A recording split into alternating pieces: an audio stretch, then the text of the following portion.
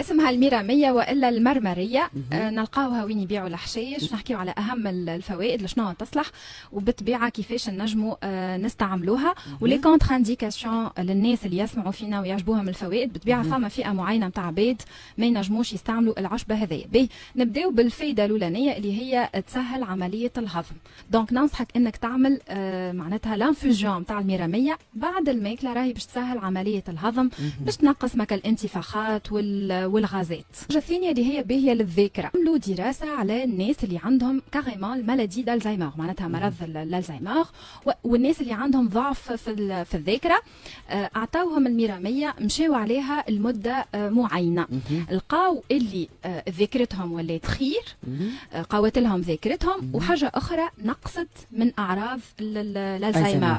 دونك اي واحد يسمع فينا يعرف شكون عنده الالزهايمر والا حتى في الديبو نتاع المالادي نتاع الالزهايمر، بالحق ينصحوا باش يستعمل الميرامية. تنقص من هرمون الكورتيزول اللي هو هرمون الستريس والتوتر. دونك اذا كان تحس روحك متقلق متوتر وتلوج على حاجه ترتاح لك الاعصاب نتاعك، نجم تاخذ الميرامية وزاده تحسن من النوم. الحاجه الاخرى اللي هي تنقص من الكوليسترول الخايب، ديما نحكيو على حاجات هكا ناتشورال، وتطلع في الكوليسترول الباهي، وزاده تنقص من ارتفاع نسبه السكر في الدم. دونك هنا الناس اللي عندها ديابيت والا عندهم مشاكل في ارتفاع نسبه السكر في الدم، دونك يستعملوا الميرامية، راهي باش تنقص من ارتفاع نسبه السكر في الدم. هي زاده مضاد للبكتيريا، وهنا الحاجه هذه مهمه للفم وللسنين. هي ان فيت وجهها باش تقتل البكتيريا اللي تنجم تعمل لنا السوس في السنين. دونك انت كي تمضمض بالميرامية والا تاخذ لانفوزيون نتاع الميرامية، راهو باش تخلي فمك معناتها نظيف وما يعملش تسوس. هي زاده من مضادات الالتهاب، وخاصه التهابات الحلق والحنجره، معناتها تنجم كسوسوا تمضمض بها والا تعملها انفوجن. وزاده باهيه بالنسبه للناس اللي عندهم مرض الربو. لازم علاش؟ على خاطر هي باش تعاونك القصبات الهوائيه انها تتسرح خير، دونك الرواري نتاعنا يتنفسوا خير، تولي انت تتنفس بطريقه خير. هما شنو يعملوا بالنسبه للعباد اللي عندهم الربو؟ يا اما يعملوها انفوجن، والا وقت اللي يعملوا الانفوجن يستنشقوا اكل الهواء، اكل البخار بلوتو اللي خارج مع الانفوجن، يعاون الرواري باش تتنفس خير. هي عيطولها زاده عشبه المراه. علاش؟ على خاطر معروفه الميرامية تنظم الهرمونات. دونك النساء والبنات اللي عندهم عدم انتظام الدوره الشهريه، معناتها الدوره الشهريه تبدا داخله بعدها، بيرتورباسيون دو سيكل منسترويل، فوالا. دونك منصوح انهم ياخذوا الميرامية.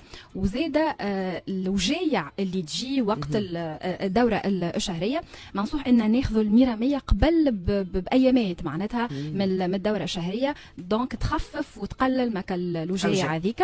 وحاجه اخرى زاده باهيه في الميرامية انها يستعملوها وقت المينوبوز، وقت انقطاع الدوره الشهريه. هي ان فيت فيها دي فيتو اوستروجين، معناتها مواد شبيهه بالليزوستروجين اللي هما الهرمونات الانثويه اللي يقل برشا الافراز نتاعهم وقت انقطاع الدوره الشهريه. والمراه يصيروا لها لي بوفيت شالور، تعرق برشا، تولي على اعصابها، جفاف المهبل، هذوما الاعراض الكل الميرامية راهي باش تنقص منهم. دونك اي وحده عندها لي بوفيت شالور والا اعراض اللي تصير وقت انقطاع الدوره الشهريه ينصحوها باش تاخذ الميرامية. وحاجه اخرى الميرامية باش تنقص من ارتفاع هرمون الحليب. دونك معناتها الناس اللي عندهم ارتفاع في هرمون البرولاكتين ينجموا يستعملوا الميرامية بانتظام، راهو تنقص من ارتفاع هرمون الحليب.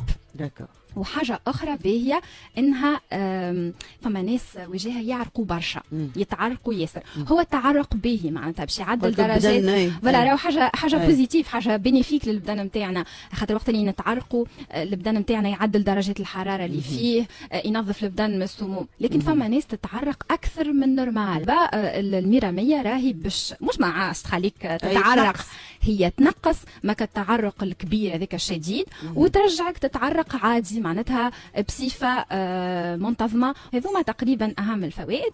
فما فايده مش متعلقه لا بالتغذيه لا بالصحه، معروفه برشا. لا معروفه برشا على الميرامية. شنو يعملوا بها؟ يبخروا بها. يقول لك معناتها الميرامية تنحي الطاقه السلبيه اللي في البلاصه اللي احنا موجودين فيها. معناتها هي اول حاجه مضاد بكتيريا ومضاد فيروسات. معناتها اذا كنت تحب معناتها الامبيونس اللي انت فيها، الهواء نتاع البيت اللي انت فيه يتعقم وينضاف وكل شيء، تنجم تبخر بالميرامية. دونك تنظف لك الهواء اللي انت موجود فيه وتعطي ريحه اون بلوس فاوحه للبلاصه والهواء اللي احنا موجودين فيه. دونك هذه حاجه اور نوتريسيون. حاجه اخرى بالنسبه لطريقه الاستعمال، الميراميه بتباع باش نستعملوها كانفوجيون، معناتها ما نكثروش. دونك نجموا ناخذوا كاس ماء نحطوا فيه تقريبا 3 ورقات ميراميه، وديما لي انفوجيون اللي انا نحكي عليهم ديما نقول لكم هكا تغليوا الماء وبعدك تطفيوا عليه وتحطوا الاعشاب كاي عشبه تغطيوها بالكدا بالكدا باش تخليوها تسيب الفايده الكل، وبعدك تنجم تاخذ كاس زوز كيسان ميراميه في النهار. بالنسبه للناس اللي يردوا بالهم دونك من استعمال الميراميه، المراه الحبله، المراه اللي ترضع كيما توا كنا نحكي وقلنا راهي باش تنقص من الحليب، دونك باش تريح الحليب، دونك المراه اللي ترضع ما ننصحوهاش باش تاخذ ميراميه. للناس اللي عندهم ليبيليبسي مرض الصرع لطف عليكم. وبالنسبه للعباد اللي عندهم لي كونسير هرمونو ديبوندون اللي كيما مثلا سرطان الثدي، سرطان الرحم، هذوما العباد ماهوش منصوح بهم انهم ياخذوا الميراميه. وانا نقول كاي عشبه قبل ما نستعملوها، كان انت انسان عندك امراض والا تاخذ في دوايات، ماذا بيك تستشير الطبيب نتاعك، ما تستعملش اي عشبه هكاكا من راسك. فوالا.